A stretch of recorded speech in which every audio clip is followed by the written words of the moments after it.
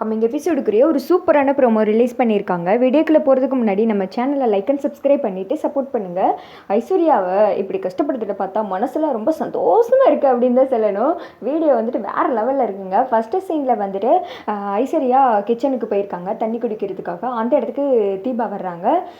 தீபா வந்துட்டு ஐஸ்வர்யா பார்த்து முறைச்சிக்கிட்டே இருக்க ஐஸ்வர்யா வந்துட்டு பயத்திலே நின்றுட்டு இருக்காங்க. இவன் என்னடா நம்மளை பார்த்து இப்படி முறைக்கிறா அப்படின்னு சொல்லிட்டு யோசிச்சுட்டு இருக்க வேமா டக்குன்னு பக்கத்தில் இருந்தால் கத்தி எடுத்துடுறாங்க கீதா.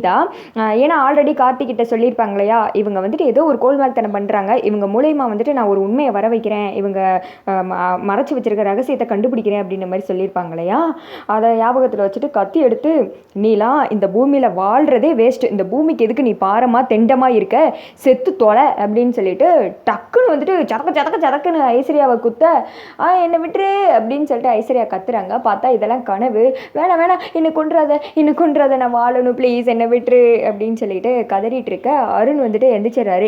ஐஸ்வர்யா என்னாச்சு, ஏன் தேவையில்லாமல் இப்படி கனவுல திடீர்னு ஏஞ்சி உளறிட்டு இருக்க, நீ பாட்டுக்கு கனவுல கண்டதெல்லாம் நெசத்தில் நடக்காது புரியுதா அப்படின்ற மாதிரி சொல்ல, அப்படி அங்கே நல்ல வழிக்கு நான் இன்னும் சாவல உசுரோடு தான் இருக்கேன் அப்படின்ற மாதிரி சொல்ல, இங்கே பாரு உன்னோட ஆக்டிவிட்டீஸ்லாம் வர சரியே கிடையாது, நீ ஏதோ தப்பு பண்ணிட்டு மறைக்கிற மாதிரியே இருக்குது, அப்படி ஏதாவது தப்பு பண்ணியிருந்தா என்கிட்ட சொல்லிடு ஐஸ்வர்யா, எதையும் மறைச்சிக்கிட்டு தெரியாத, நானா கண்டுபிடிச்சேன்னு பையன் அப்படின்ற மாதிரி சொல்ல, நீங்கள் வேற சும்மா இருங்க, நான் தப்பு பண்ணலைனாலும் நீங்களே என்னை பண்ண வச்சிருவீங்க போல, ஏங்க என் மேலே உங்களுக்கு நம்பிக்கையே வர மாட்டேங்குது அப்படின்ற மாதிரி சொல்ல, நம்பிக்கை வர மாதிரி நீ ஏதாவது பண்ணியிருந்தா தான் நம்பிக்கை வரும் அப்படின்னு சொல்லிட்டு அருண் சொல்கிறாங்க. சரி அதெல்லாம் ஒன்றும் இல்லை, தண்ணியை குடிச்சிட்டு படு எல்லாம் சரியாயிடும் புரியுதா அப்படின்ற மாதிரி சொல்ல, சரிங்க அப்படின்னு சொல்லிட்டு தண்ணியை பார்க்குறாங்க. பக்கத்தில் வாட்டர் கேன் வந்துட்டு எம்டியாக இருக்குது. ஐயோ கிச்சனுக்கு போகணுமா, இந்த தீபாவளி இன்னும் நான் என்னென்ன கஷ்டத்தை அனுபவிக்க போகிறேன்னு தெரியவே இல்லையே, அவளை ஒரேடி அந்த இடத்துல முடிச்சு விட்டுட்டு வீட்டில் வந்து சந்தோஷமாக இருக்கலான்னு பார்த்தா இப்படி ஆண்டவன் என் தலையில் எழுதி வச்சிட்டானே அப்படின்னு சொல்லிட்டு உளறிக்கிட்டே கிச்சனுக்கு வந்துட்டு தண்ணி குடிக்கிறதுக்காக போகிறாங்க.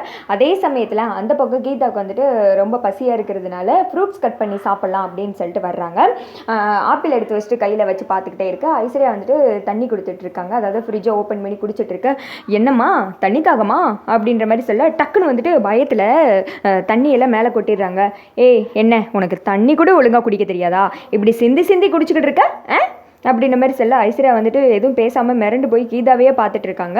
அந்த சமயத்தில் ஆப்பிளை கட் பண்ணுறதுக்காக பக்கத்தில் இருந்து கத்தியை வந்துட்டு எடுக்கிறாங்க. கத்தியை எடுத்துகிட்டு ஐஸ்வர்யாவை பார்த்தமானிக்கே வந்துட்டு அப்படியே ஒரு வில்லத்தனமாக லுக்கு விட்டுக்கிட்டு ஆப்பிளை வந்துட்டு கட் பண்ண, போச்சுடா கனவுல நடந்த மாதிரியே நடக்கே, இப்போ ஸ்ட்ரெயிட்டாக அடுத்தனது நம்மளை வந்து குத்தத்தான் போகிறா அப்படின்னு சொல்லிட்டு பயத்திலே பார்த்துட்டு இருக்க, என்ன இந்த கத்தி எடுத்து குத்திடுவேன்னு பார்க்குறியா அப்படின்ற மாதிரி சொல்ல, என்ன இது இவ இப்படியே கேட்குறா, இவளை நம்ம மலையிலேருந்து தள்ளி விட்டோன்னு தெரிஞ்சதுனால தான் நம்மளை பழி வாங்குறதுக்குனே இப்படி விடாது கருப்பாக துரத்திக்கிட்டு இருக்கா, போச்சு நான் இந்த வீட்டில் உசுரை காப்பாற்றிக்கிறது பெரும் பாடால இருக்குது அப்படின்னு சொல்லி முழிச்சிட்டு இருக்க வேமா கீதா வந்துட்டு கத்தி எடுத்து பக்கத்தில் வர்றாங்க.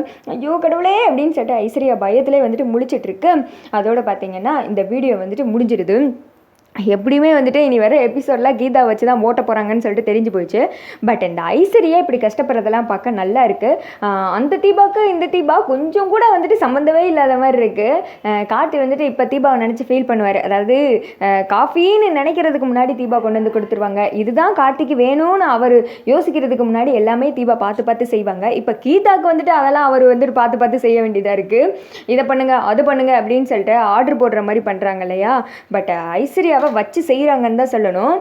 நான் கூட அந்த சாமியார் வந்துட்டு அகோரி மாதிரி ஒருத்தர் சொல்லுவார் இல்லையா, இனிமே தான் பூதாகரமாக நெருப்பு எறிய போதுன்னு, தீபாவே வரப்போகிறாங்கன்னு நினச்சேன். பார்த்தா அந்த தீ ரூபத்தில் வேற யாரோ வந்துட்டு வந்திருக்காங்க. ஆனால் பரவாயில்ல, இதுவும் ஓரளவுக்கு ரசிக்கிற மாதிரி தான் இருக்குது. ஏன்னா இந்த கீதா கேரக்டர் வந்துட்டு வேற லெவலில் கொஞ்சம் டிஃப்ரெண்ட்டாகவே இருக்காங்க. இப்போ தான் வந்துட்டு அந்த தீபா வந்துட்டு எல்லோரும் மிஸ் பண்ணுறாங்க அப்படின்னு சொல்லிட்டு நினைக்கிறேன். நீங்கள் என்ன நினைக்கிறீங்கன்னு சொல்லிட்டு கமெண்ட் பண்ணுங்கள்.